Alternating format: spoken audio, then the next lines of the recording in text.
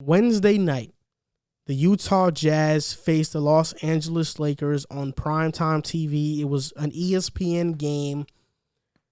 I think everybody's been waiting for this. I mean, the Utah Jazz have had a tough 7 to 9 game stretch. They have faced a lot of really good teams. And this was the stretch that we've been looking forward to see, okay, we know the Jazz are good, but how good? Well, they beat the Lakers 114 to 89. 6 Jazz players scored in double figures: Gobert, Bogdanovich, Mitchell, Conley, Clarkson, and Favors. They hit 22 out of 48 threes. They became the first team ever to shoot 50-plus threes in a 2-game span, to make 50-plus threes. And Anthony Davis did not play.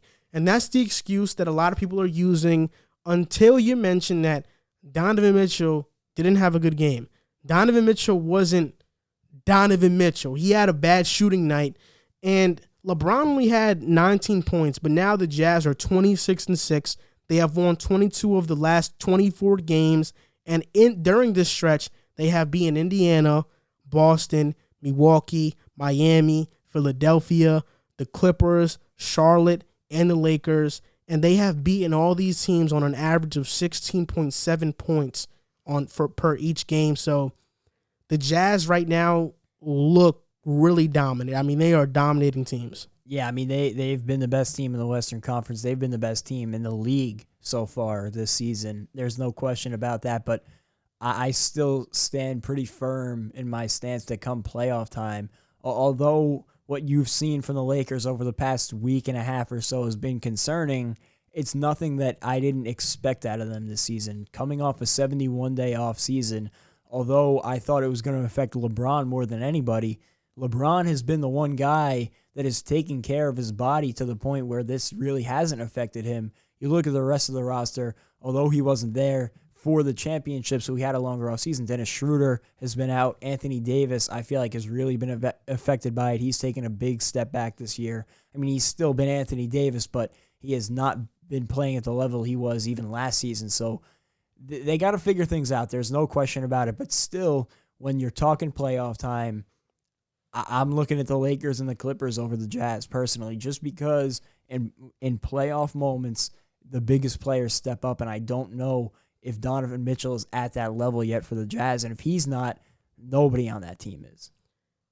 The Jazz aren't much of a first-half team. After watching them, they usually go on a big run in the third quarter. Games are usually close, and in the third quarter, they just take off. And this is a team that has taken full advantage and has embraced analytics. And they're shooting a lot of threes. A lot of their shots are threes. They play tremendous defense. They space out the floor. Gobert has been a pivotal part in getting guys open for the three. And I'll say this. When it comes to playoff time, there's 2 categories that they can be in, right? The category of they're the Milwaukee Bucks, which Milwaukee Bucks in 2019 and 2018 have been great. The number 1 seed, but they don't do well in the playoffs, mostly because Giannis can't shoot. Or they'll be placed in the category of the San Antonio Spurs playing complete great basketball as a team, ball movement, or kind of like the Golden State-esque offense with just moving the ball around. That's what it's going to come down to. I'm excited to see them in the playoffs. If the Lakers aren't healthy, if Anthony Davis is not healthy, which is a gigantic possibility, Lakers can't beat the Jazz in a 7-game series. I agree with you. Like, even if I know LeBron is LeBron, but if Anthony Davis is not healthy, they cannot beat the Jazz in a 7-game series. The Clippers, I think it'll be a closer series than people think. I think that series can go to 7 between the Clippers and the Jazz. Would I give the edge to Kawhi and Paul George? Yes, I'd give the edge to mostly Kawhi, because I know what Kawhi does. Paul George usually does diminish in bigger moments. But for me, I really believe in Donovan Mitchell as a guy who steps up in big moments. And even Bogdanovich, not too long ago, the Indiana Pacers took the Cleveland Cavaliers with LeBron James on it to 7 games. And Bogdanovich not only was a guy who was giving the Cavaliers buckets, but he was guarding LeBron. I mean, LeBron still went off in that series, but Bogdanovich was playing really well in the playoffs. So they have guys who do play well. Jordan Clarkson is an efficiency monster. The thing about me is that we're not sure how long this efficiency can last, because right now their efficiency is off the charts. I mean, right now they have the most wins by 10 plus points in their first 32 games than any team in NBA history. Right now they have 22 games that they have won by 10 plus points, and for me it's just about matchups. It's all about matchups, and while I don't think I can give the edge to the Jazz and say they're the clear-cut team to make it to the finals, based on how they're playing now, I can't completely rule it out, because when you do play sound defense, elite defense, and you shoot the three ball at such a high rate and you're extremely efficient at it, it's really hard for teams to beat you. We seen Houston in 2018 win a lot of games like that, and they did have James Harden, who's a superstar player, but they did that mostly on ISO and pick and rolls. Utah is really moving the ball, and I think if you have a sound offensive scheme like that and a bunch of talented players, you can win. Yeah, and as much as I sound like a hater when I talk about the Jazz, I am really intrigued to watch them in the playoffs. If they can succeed, I'll eat my words, and I would be happy to do so, because I would love to see a team like the Jazz win without a common superstar in the league right now. I feel like that's so much what the league's become. To have somebody else winning would be a breath of fresh air until they met the Nets potentially in the championship. Then I would be rooting for my Nets. But if there was ever a year for a team like the Jazz to step up, it would be this year. You know, you look at the Lakers, and you mentioned Anthony Davis's injury. Although the Lakers have tried to downplay it, I think is more serious than we might think. If he can't get healthy by the playoff time, that's a totally different team. And LeBron would have to go back into his Cleveland days, and I don't know if he still has that in him just at the age he's at right now. And I don't know if the team around him is good enough to step up against the Jazz team. But without Anthony Davis healthy, that's a totally different story. And the Clippers are coming off one of the most historic collapses as a team in NBA history. So, you know, both the Lakers have to get healthy, and the Clippers have just as much to prove in the playoffs as the Jazz do. So as much as I downplay the Jazz come playoff time, it's not outlandish to say they have a chance just because of the circumstances of this year and what's gone on. You know, if there was any year for them, I think this is the year that they could take advantage of circumstances. Let me ask you something, Jack. When the Bucks won 60 games and Giannis was the MVP for the first time, what did you think about the Bucks going into the playoffs? That they were going to win the East? Yeah. Okay. Yeah, but that was because of Giannis. I know that's the point that I'm trying to make, though, is that right now I can't make a solid, concrete answer. I want to see it first.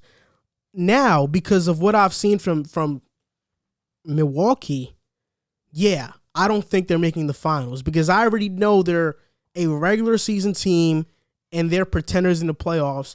Utah, this is their first year where they are this dominant in the regular season.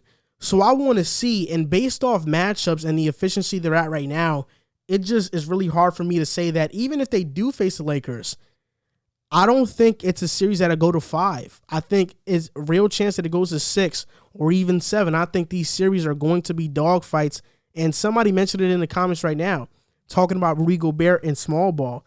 That's my worry too, because Gobert in the playoffs, even though he's not horrible, his play does decline, because when teams go 5 out, it takes him out the paint, it puts him in a lot of pick and roll actions, and that's not what the Jazz want. That's not where the Jazz want Rudy Gobert to be in. If they had a versatile 5 or a guy who can be versatile, like let's say the Jazz go out and trade for a PJ Tucker, and now they got a guy who, although is 6'5", he can match up if you play small ball, then I think it would help them out a little bit. But based on the personnel, even if you take out Rudy Gobert, now you put in Derek Favors, it's going to be hard.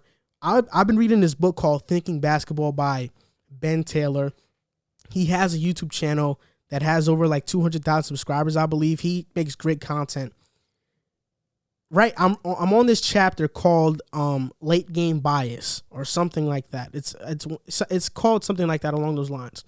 And in the chapter, it talks about how we usually think that games are decided in the fourth quarter, but most games are decided in the first quarter and who has the lead advantage in the first quarter.